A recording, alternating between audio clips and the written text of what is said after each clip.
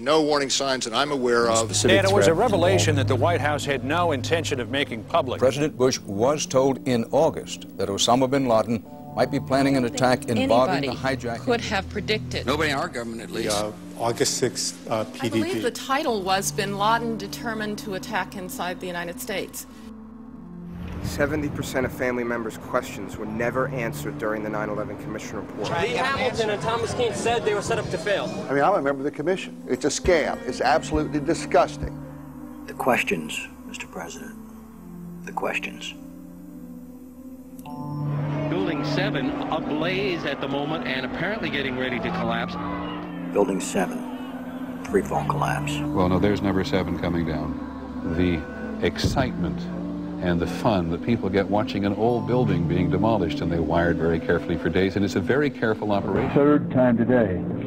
It's reminiscent of those pictures we've all seen too much on television before, when a building was deliberately destroyed by well-placed dynamite to knock it down. The smartest thing to do is pull it. And they made that decision to pull, and then we watched the building collapse.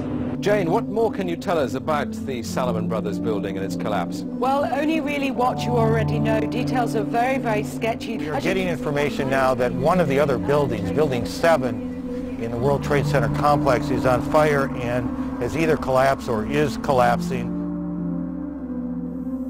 The Pentagon. Vanishing airplane. From my close-up inspection, there's no evidence of a plane having crashed anywhere near the Pentagon. The only site is the actual site of the building that's crashed in, and as I said, the only pieces left that you can see are small enough that you could pick up in your hand. There are no large tail sections, wing sections, a fuselage, nothing like that anywhere around, which would indicate that the entire plane crashed into the side of the Pentagon.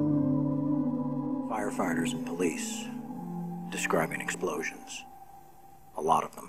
The secondary explosion. We've got numerous people covered with dust from the secondary explosion. Just floor by floor instead of popping out. It was if they had detonated. If they were planned to take down a building. Boom, boom, boom, boom, boom, boom, boom. Looks sort of like the building just demolished. Even if there was no secondary explosives in the building. Kind of like gunfire.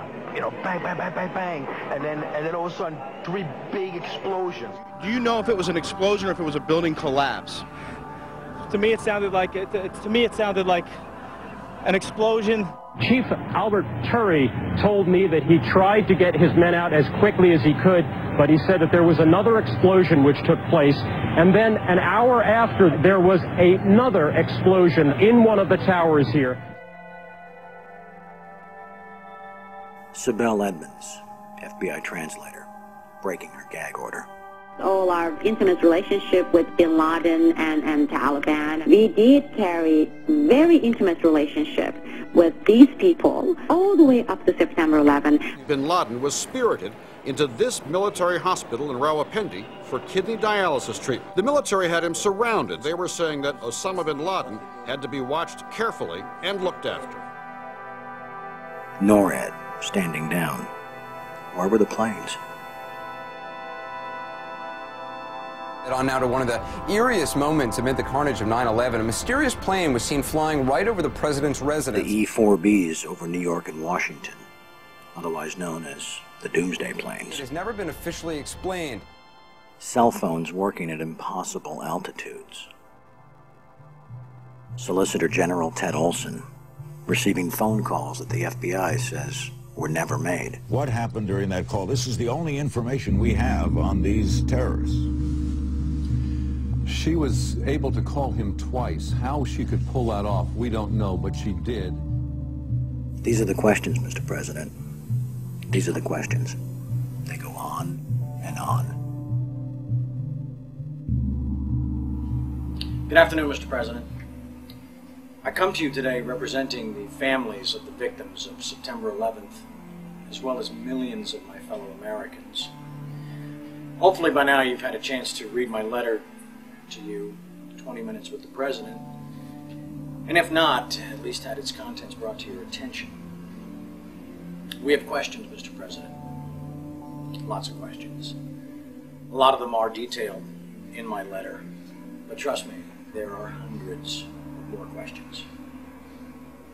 As my letter chronicles, sir, The 9/11 Commission itself says they were lied to, deceived, and essentially prevented from carrying out a real investigation. The people of the United States and the world demand the truth, sir. We have to continuously ask questions. That's what a patriot does. That's what a true American does. We ask questions.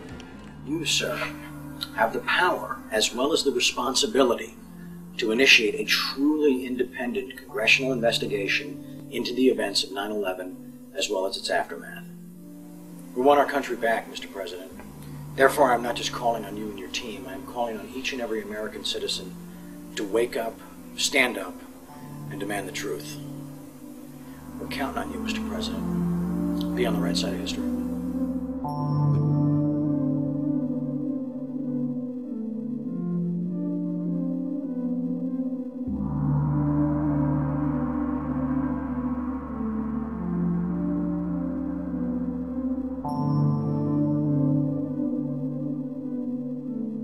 Are you now saying that they weren't asking to block an investigation? An investigation must not interfere with the ongoing efforts to prevent the next attack.